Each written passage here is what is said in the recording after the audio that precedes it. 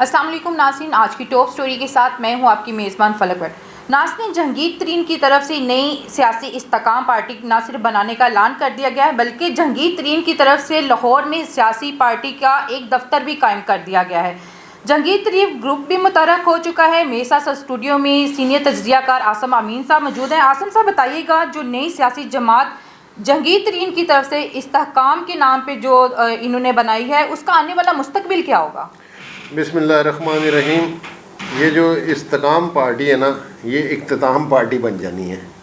आप देखेंगे कि जो इन्होंने ये काम किया है ना, ये थोड़े अरसे बाद ही ना ये आपस में लड़ेंगे, झगड़ेंगे और बहुत सारे इश्यूज सामने आएंगे। ठीक है। क्योंकि माजी में आप ये देखें ना कि माजी में इन्हीं 100 लोगों की आपस में बनती नहीं थी। बिल्कुल ऐसे ही है। ये एक दूसरे के ऊपर बहुत सारे बयानात दे चुके हैं, बहुत गलत बयानात दे चुके हैं। बिल्कुल ऐसे और ही है। कैसे ये इकट्ठे हो सकते हैं, ये एक इकट्ठे करवाने का एक मकसद है या इनको एक इकट्ठा करवाया गया है ज़बरदस्ती तौर पे। कि जैसे आप देखते हैं कि कल एक वीडियो सामने आ रही थी कि फवाद चौधरी साहब अपना जो सा है वो शक्ल छुपा रहे हैं स्टेज पे, और चेयर भी स्पेशली लगाई गई, लेकिन वो नीचे बैठे हुए थे। साहब गवर्नर साहब हैं, वो छुप के बैठ रहे हैं। फयाजुल हसन चौहान साहब जो हैं वो अपनी शक्ल को छुपा रहे हैं। तो ये एक इससे वाज़ेह होता है कि ये इन लोगों को एक ज़बरदस्ती एक प्लेटफॉर्म पे इकट्ठा किया गया है, लेकिन ये होगा नहीं ऐसा। अब हम दूसरी बात की तरफ आते हैं, क्या इनको पीटीआई का वोट मिलेगा? जी नहीं मिलेगा। वो वोट जो था ना, वो सिर्फ और सिर्फ इमरान खान साहब का वोट था। बिल्कुल ऐसे वो इमरान खान साहब की वजह से ये लोग जीते थे। अगर ये इलेक्शन होता है, अगर ये हो जाता है, ठीक है, 6 महीने बाद या साल बाद भी आप समझते हैं कि होगा, तो आप देखिएगा इनको होना इनके साथ क्या है। अगर ये इमरान खान को मैनेज करते हैं तो इनको 200 400 वोट पड़ गया, बहुत बड़ी बात होगी। अगर तो ये वोट जो तोड़ेंगे भी ना जी, तो ये तोड़ेंगे नून लीग का या पीडीएम का। जी बिल्कुल ऐसे। ये तरीके इंसाफ का पीटीआई का वोटर को नहीं तोड़ सकते।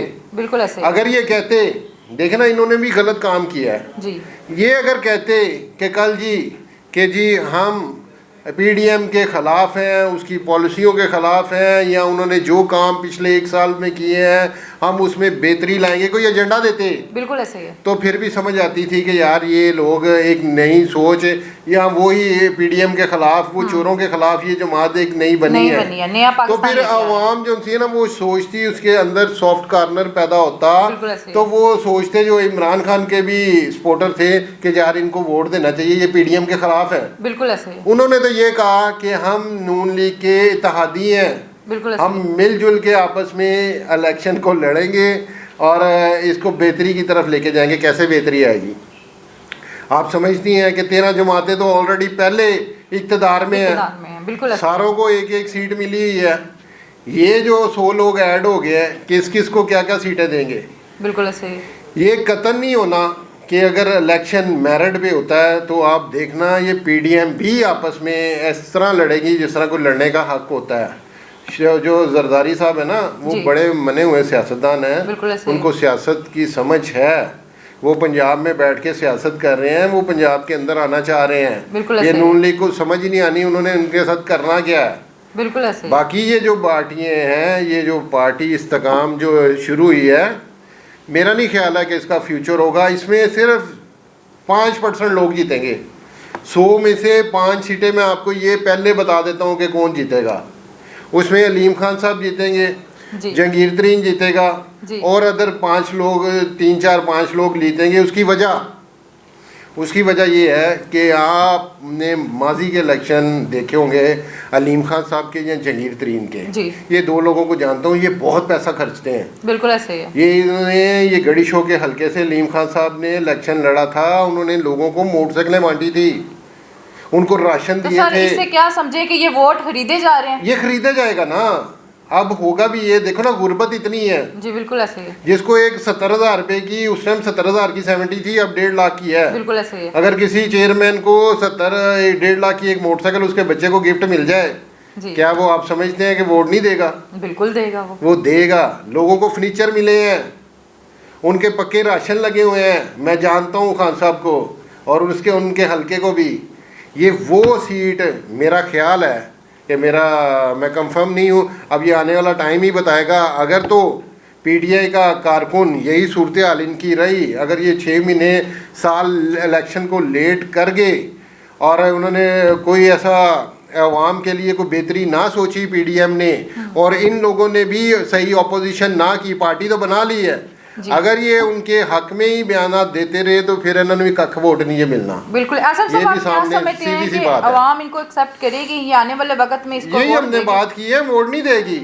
ये इन्होंने सबसे बड़ी जो गलती की ना वो यही थी कि आप आए, आप कहें कि यार ये पीडी हमने एक जमात बना ली है, ठीक है जी, इमरान खान की पॉलिसियों से हमें इत्तेफाक नहीं था, ठीक है, लेकिन हम जो है ना अब फ्यूचर में अवाम के लिए ये करेंगे, ये इनको टफ टाइम देंगे, ये पीडीएम ये जो खेल रही है ये अच्छा नहीं है। तो फिर तो हमें समझ आती है कि यार ये इनके खिलाफ हैं। उन्होंने कहा है हम उनके साथ मुशावरत के साथ आगे उनको लेके चलेंगे, हम पाकिस्तान की बेहतरी करेंगे। अच्छा आसिम साहब बताइए कि 2023 से 2024 का जो आज बजट पेश होने जा रहा है, क्या समझते हैं गरीब आवाम को जो है कोई रिलीफ मिलेगा इस पे? देखें जी, रिलीफ देना होता तो 1 साल भी बहुत था। ये शहबाज शरीफ साहब ने भी बहुत बातें की है कि हम गरीब को ये कर देंगे वो कर देंगे, लेकिन कख ना हुआ। बिल्कुल ऐसे ही उनके मशीरों ने रोज़ आके टीवी पे सिर्फ तबसरे किए कि जी हम रशिया से पेट्रोल ले लेंगे, हम अफगानिस्तान से फ़लानी चीज़ ले लेंगे, हम अज़रबैजान से वो गैस ले रहे हैं फ़लाना। वो गैस का पाइप पिछले 15 सालों से ईरान ने अपनी साइड पे कंप्लीट करके रख छोड़ा हुआ है, हम आगे पाकिस्तान में नहीं डाल सके कि अमेरिका बहादुर नाराज़ ना हो जाए।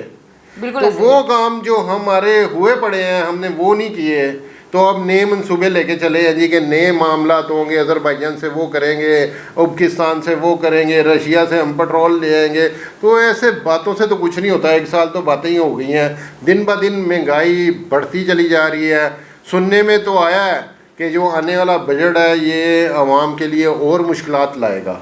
देखें बजट में क्या रिलीफ कभी मिला है? कभी भी। हमने तो अपनी 40 साल उम्र में ये देखा है कि हम में ऐसा कोई रिलीफ, कोई ऐसा बजट नहीं आया जो गरीब आदमी के लिए बना हो, जो जिसमें गरीब आदमी को रिलीफ मिला हो। हमेशा 1 साल जो गुजरता है दूसरे साल में उससे ज़्यादा मुश्किलात आती हैं। तो अवाम तो पहले ही 1 साल से ये सारी चीज़ों को फेस कर रही है, आ जाएगा तो और क्या होगा। लेकिन मैं समझता हूँ कि अल्लाह पाक की तरफ से ये हमारी आवाम के लिए ये सब लोग जो उनसे ना एक अजाब है। अजाब। अच्छा आसिम साहब क्या समझते हैं? ये आवाम के साथ ऐसा होना चाहिए, ये इनके साथ पेट्रोल 500 पे हो जाए, तेल जितना मर्जी महंगा हो जाए, गैस जितनी मर्जी महंगी हो जाए, बिजली जितनी महंगी हो जाए, फ़र्क ही किसी को नहीं पड़ता। बिल्कुल ऐसे ही। कोई निकलता ही नहीं, कोई आवाज़ ही नहीं उठाता कि हमारे साथ भी कोई ज़्यादती है। अब देख लेना गर्मियाँ शुरू हो गई हैं, अब आप देखिएगा अगले महीने से बिलों का क्या हाल होता है। उसमें टैक्सेस में भी इजाफा, बहुत सारा इजाफे होते हैं। लेकिन फिर भी हुक्मरानों को ये नहीं समझ आ रही, वो आप जितनी बिजली चोरी कर बढ़ा रहे हो उतनी आपकी चोरी भी तो बढ़ती जा रही है। लैंड लॉसेस आपके बढ़ गए हैं, ऐसे ही है, वो ख़त्म ही नहीं हो सकती। वो खुद आपके जो उनसे अपने नुमाइंदे जो उनसे हैं वो खुद जाकर लोगों को बताते हैं ये नहीं ये काम कर लें, इतने हमें दे दें, इतने आप बचा लें। तो कैसे आप मुल्क तरक्की करेगा? ये निज़ाम को इनको चाहिए कि लोगों के लिए रिलीफ पैदा करें कि वो गलत सोचना ख़त्म करें। जब लोग और मुल्क जो उनसे हैं तभी तरक्की करते हैं जब हुकूमतें उनको रिलीफ देती हैं। बिल्कुल ऐसे ही है। मैं अभी अमेरिका से, आपको पता है कि लास्ट 2 दिन हुए आया हूँ जी। वहाँ इतनी सहूलतें अवाम को दी जाती हैं कि अवाम गलत काम करने का सोचते भी नहीं है। ऐसे ही है, ठीक है जी। वहाँ घरों के किराए मिलते हैं, वहाँ एजुकेशन के पैसे मिलते हैं, वहाँ हेल्थ के पैसे मिलते हैं, फ्री मेडिकल और उसको ट्रैवलिंग के पैसे मिलते हैं। बहुत सारी ऐसी सहूलतें हैं जो लोग दुआएं देते हैं। देखें हमारे मुसलमान लोग काफिरों को दुआएं देते हैं। आप अमेरिका या अदर कंट्रीज़ में हमारी मुसलमान बरादरी बहुत बड़ी तादाद में है वहाँ, और सारे उनसे बेनिफिट लेते हैं और उनके लिए दुआएं करते हैं, करनी भी चाहिए। बिल्कुल। तो यही काम पाकिस्तान में होने चाहिए थे। यहाँ अजीब सी खिचड़ी बन जाती है, मुफ्त आटा ला देंगे हैं, उनका समझ कोई नहीं होती, उनके तो पता लगता जी 10 बंदा मर गया। बिल्कुल ऐसे निज़ाम ही कोई नहीं है। तो यहाँ निज़ाम की बहुत ज़्यादा कमी है। अल्लाह ताला हमारे मुल्क के लिए आसिम आसानियाँ साहब, पैदा करे। इतना इजाफा हो रहा है बजट में ये जो आ रहा है उसमें टैक्सेस इतने ज़्यादा भरे हैं, आप क्या समझते हैं कौमी जो आमदनी है उसमें कैसे इजाफा किया जाएगा? कौमी देखें, आमदनी हमेशा हर मुल्क की तरक्की का राज होता है कि वो उसका हर बंदा जो है ना वो टैक्स अदा करे। बिल्कुल जो काम कर रहा है, जो पैसा इस मुल्क से कमा रहा है वो टैक्स अदा करे। देखें जी, हमेशा वही मुल्क जो है ना वो तरक्की करते हैं जो टैक्स अदा करते हैं। बिल्कुल ऐसे ही है। देखें, हम लोग अगर टैक्स देंगे तो हमारा मुल्क तरक्की करेगा और मुल्क का पहिया चलेगा। बिल्कुल ऐसे ही है। हम टैक्स नहीं देंगे तो मुल्क कहाँ से चलेगा? मुल्क के पास इसीलिए तो ये बुरा हाल हो गया है कि उसके पास ना डॉलर है, ना पैसा है, ना कुछ है।